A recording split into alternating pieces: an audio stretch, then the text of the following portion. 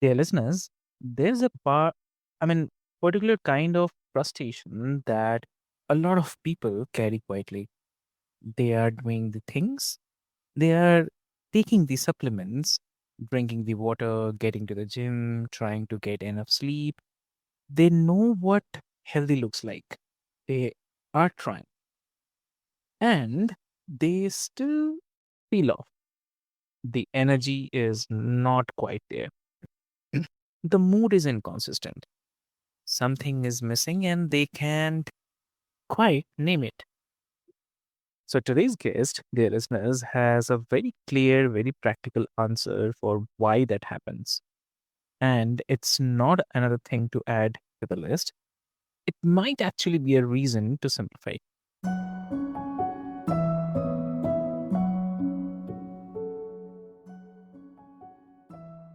So, hey, dear listeners, welcome back to another powerful episode of Healthy Mind, Healthy Life, where we cut through the noise and talk about what actually moves the needle when it comes to feeling genuinely well. I'm your host, Avik, and I'm really glad that all of you are here today. And my guest today is a licensed clinical psychologist, the founder of our Primal 5, and the co author of our Primal 5, the simple 5 week guide to self care. His framework is built around five foundational inputs like sleep, sunlight, movement, total connection, and consumption. And his mission is refreshingly like help people feel better by doing less, but doing the right things consistently. So there are a lot of things to discuss, dear listeners, today. So I'll not take much of your time. Let's get started. And welcome to the show, Dr. Matthew Campbell. Well, thank you. Thanks for having me. Look forward to our talk. Amazing, amazing. So Matt, before we get into the five pillars and the framework, I want to ask about the clinical experience behind it. Like, as a psychologist, you have sat with a lot of people who were struggling. So, what was the pattern you kept seeing? The thing that made you want to build something specifically around these five inputs rather than everything else the wellness around world was offering.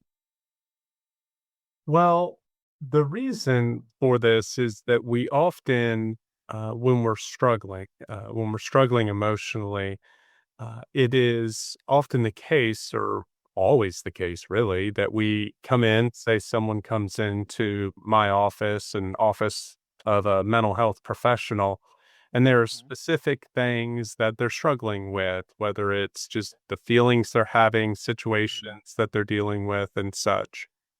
And what I found over time was so often people came into my office depleted. They weren't Mm. taking care of some of the most basic things that help us to be able to handle situations, cope with emotions, and the like. And so many times I will begin there Mhm. because not because that will in and of itself take care of painful emotions or difficult Mhm. situations, but because it gives us capacity, the resources to be able to better cope with our daily life, our painful emotions, Mm. or difficult situations. Yeah, got it, got it. So, okay, and I'd ask you have named the central frustration beautifully. Like people can be doing many healthy things and still feel low in energy or inconsistent. So, what's the core misconception about health and well-being that creates the gap? I mean, why do so many people end up with the right behavior, but the wrong results? I think very often we are trying so hard within this world we're living. I think that oftentimes we do forget or don't put enough Mhm. importance on the basics, and our bodies over time have remained the same. The world we live in is so different. And Mm. even this morning, I was looking at actually our meeting time, and on my phone popped up some device Okay. to help stave off the aging process. And I think so often we're trying to find Mm, ways, things that are healthy or we consider healthy to really take care of what the basics are. I mm, think oftentimes we're trying so hard to find perhaps shortcuts uh, to taking care of the basics rather than these lifestyle approaches that are so impactful on our daily lives. And that's what our mm, Primal 5, that's what this approach is focused on is, things that we all know are mm. helpful. I think we often don't understand just how much they impact us. Yeah, understood. And the word primal primal in your framework, that's doing something deliberate. Like you are pointing to inputs that the human body and brain evolved with, not the optimized wellness tag that most people are trying to maintain. So, what does returning to those foundational inputs do that the more sophisticated approaches often fail to? Well, I think that that we know 2 things. We know that our bodies are made for these things. They are made for being outside and moving and having good sleep and being connected with others and consuming things that are natural, Mm, that come from the earth. But the other side is that when we look at the numbers tell us that those are not things that we're prioritizing. Most people or a really high number of people aren't getting adequate sleep or moving their bodies. We have an epidemic of loneliness. And these are things that we can't think our way out of. These are not right thinking kind of things. And in fact, those approaches that we try to take to help ourselves with thoughts and such, while they're tremendously important, uh, mm, without taking care of the basics, we're really putting ourselves in a difficult position. mm. So, and of the five, which one do you find is most commonly and most seriously neglected? Like, which one do people most frequently underestimate the impact of when they start in kind of intentionally rebuilding it? Well, I think in terms of importance, I think that Mm, is very individual. I think that it really involves trying to take stock to observe where we may mm, have the greatest or mm, deficiency or deficiencies. When people come to mm, my office, it's typically going to be several of these that are leading to them feeling depleted. I would say the one that people often, at least in my office, mm, underestimate is sunlight. I think that people often are unaware of just how impactful being outside is. We spend 92% of our time in climate mm, controlled environments. And I don't think people recognize that as humans, our bodies came to be what they are with our ancestors outside. They didn't have the option of the climate controlled environment, and our bodies are made to be outside. yeah.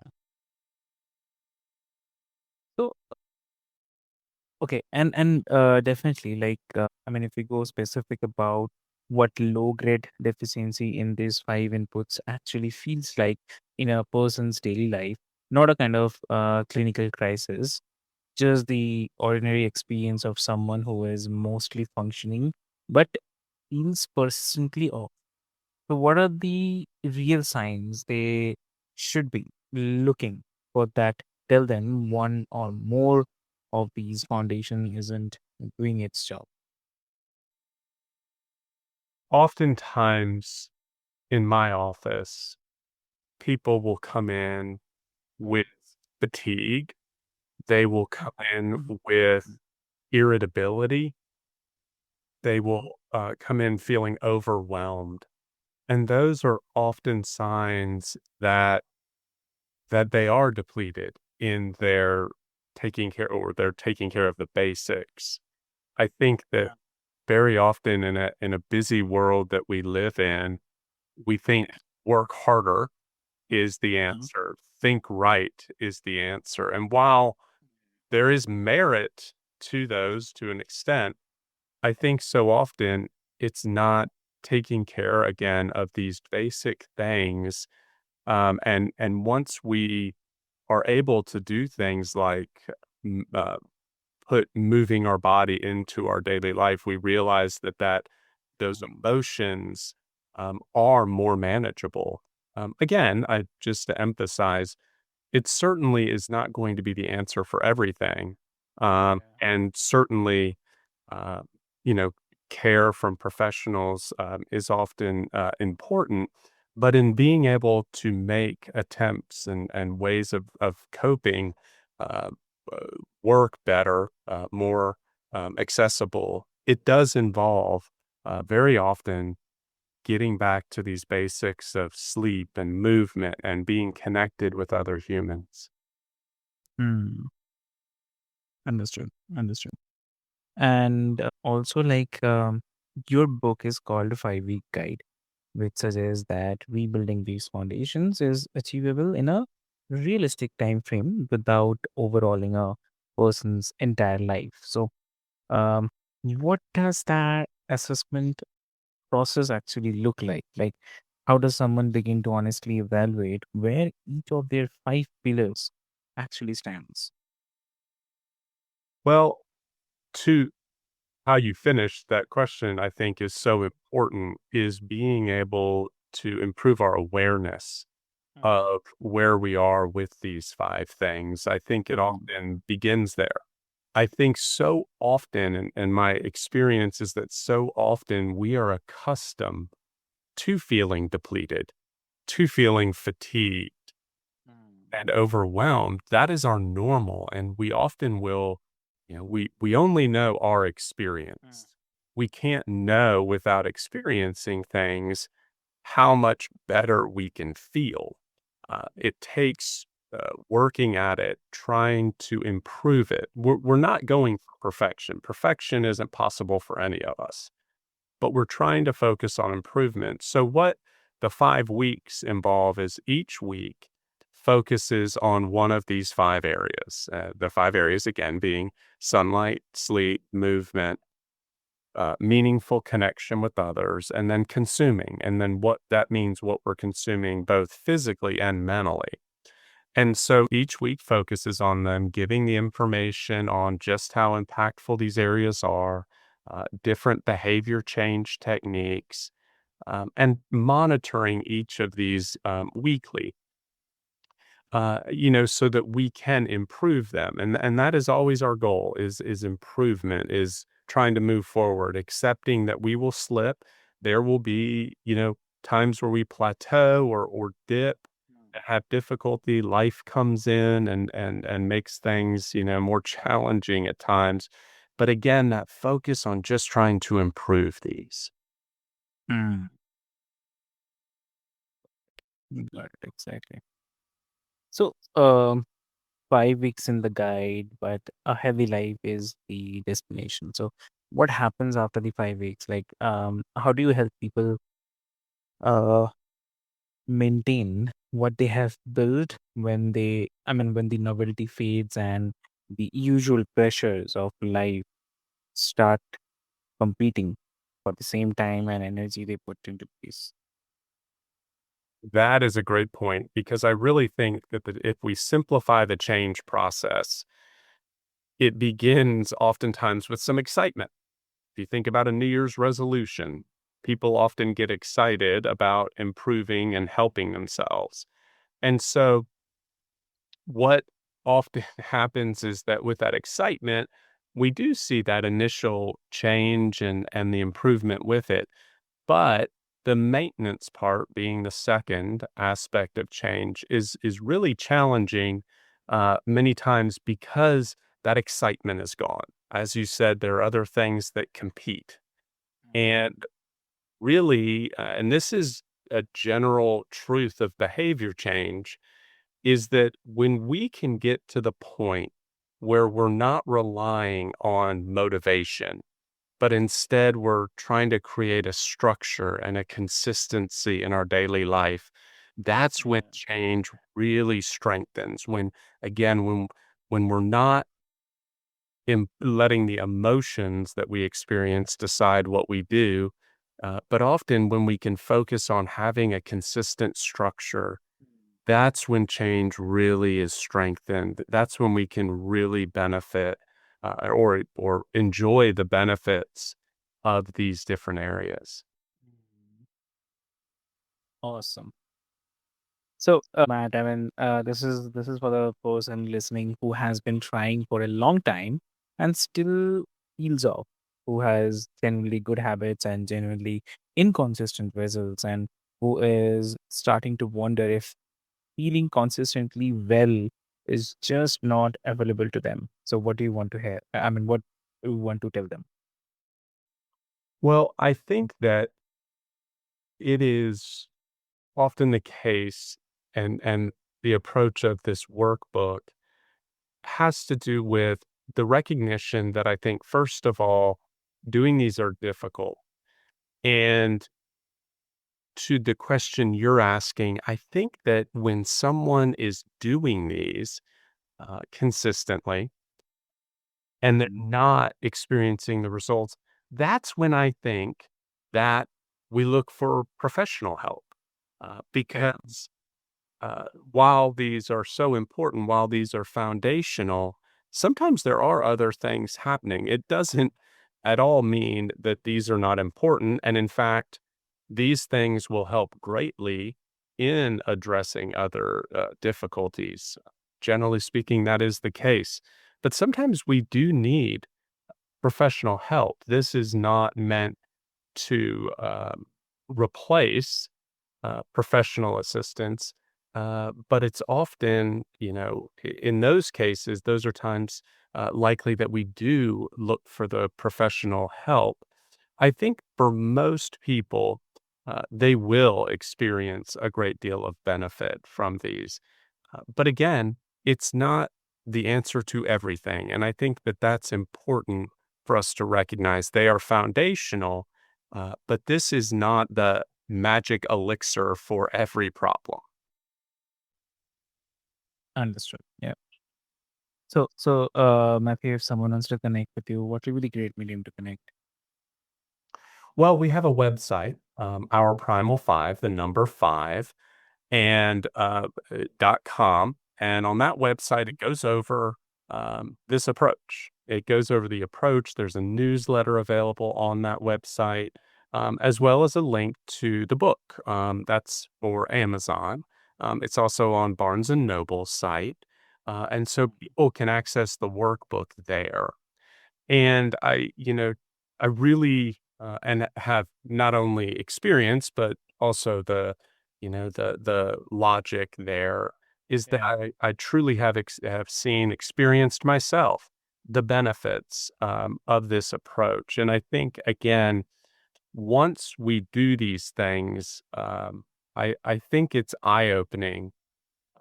Unfortunately, kind of unfortunately, one of the ways that we can see and experience how impactful these are is that when we are doing these, when we are improving in these areas, when we have our slips, when, say, we have a very clean, healthy diet, and then we consume some ultra processed food, our bodies will let us know that those are not what we're made for.